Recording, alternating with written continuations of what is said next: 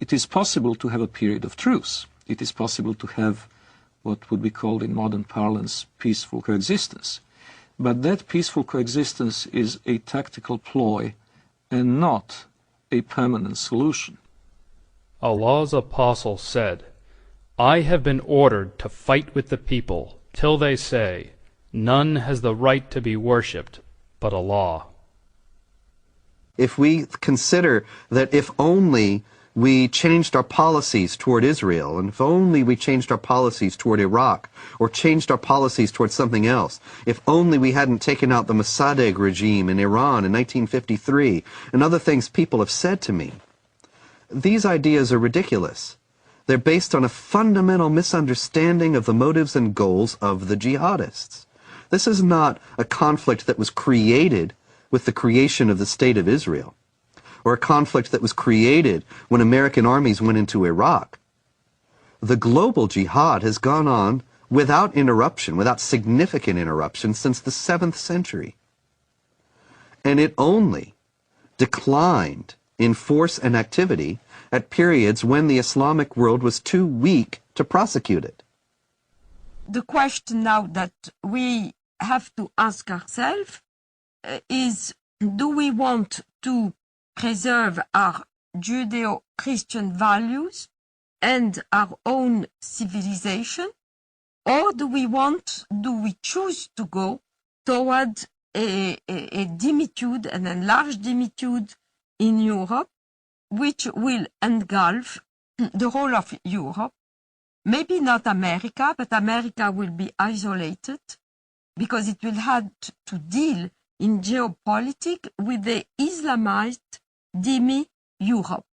And these are problems that have to be taken into consideration by Europeans themselves in choosing their identity and their future, freedom or dimitude, and by Americans also. In order to defend itself against the onslaught of global jihad, which is coming in the century ahead, I have no doubt of that, the West would need to redefine itself and to say what exactly is the geographic and cultural space to be defended, and in the name of what. Defending it in the name of a tepid, lukewarm ideology of multiculturalism is impossible. Multiculturalism and postmodern liberalism are not worthy dying for. They're not something that can inspire people to do what their ancestors had done at Parte and at the walls of Vienna in 1683. What global jihad has on its side is simple-minded commitment of millions of people to not only spread the faith, but also better themselves at the expense of the infidel, in the first instance through immigration, and later on, if necessary, by other means.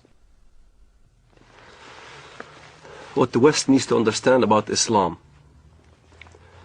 is that Islam has the potential of replacing the dangers that we just kind of did away with, Nazism and communism. Like Nazism and like communism, Islamism, the end justifies the means. There is no respect for national borders, and the whole ideology is to promote their way of thinking and promote their way of life throughout the entire world.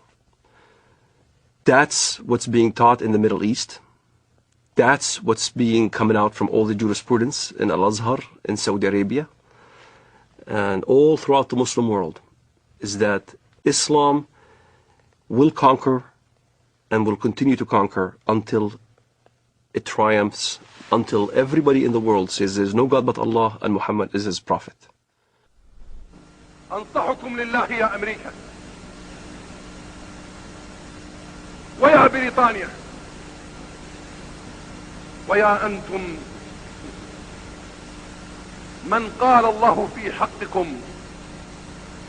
قد غضب الله عليكم اليهود يا أبناء القردة والخنازير يا من لا تكون فتنة في الأرض إلا وأنتم عودوا ثقابها كلما أوقدوا نارا للفتنة أطفأها الله. أطفأ الله نوركم وأطفأ الله نيرانكم، ولكننا نحن الرجال الذين انتجبنا الله وأرادنا الله فجعلنا أولي البأس الشديد لقطاف رؤوسكم الأينعت وظهرت وطغت وتجبرت فإنا قاطفوها بإذن الله. The peculiarity of Islam has to be faced, and it has to be faced frankly and openly.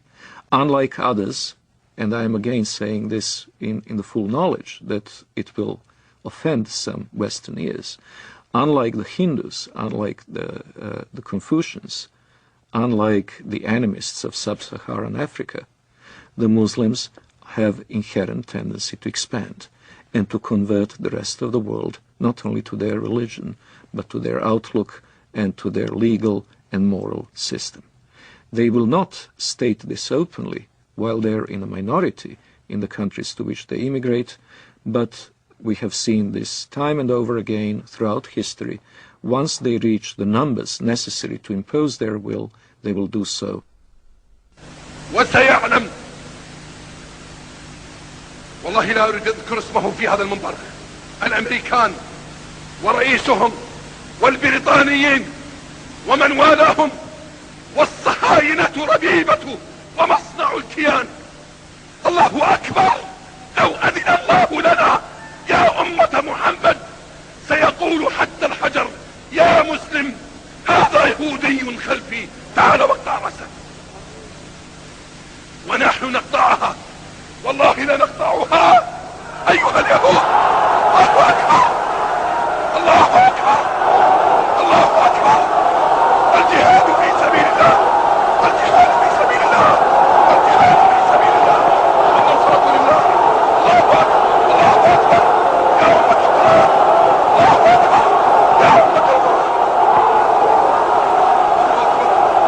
الله أكبر، الله أكبر عليكم. الله أكبر، والنصرة للمؤمنين. الله أكبر، والنصرة للمؤمنين. الله أكبر، والنصر للعراقيين. الله أكبر، والنصر لنا بإذن الله.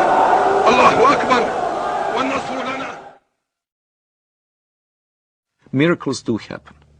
I do not know if it is another, maybe even deadlier terrorist attack that will act as a catalyst, or whether it will be a geopolitical confrontation in the Middle East itself, with Israel perhaps at serious peril.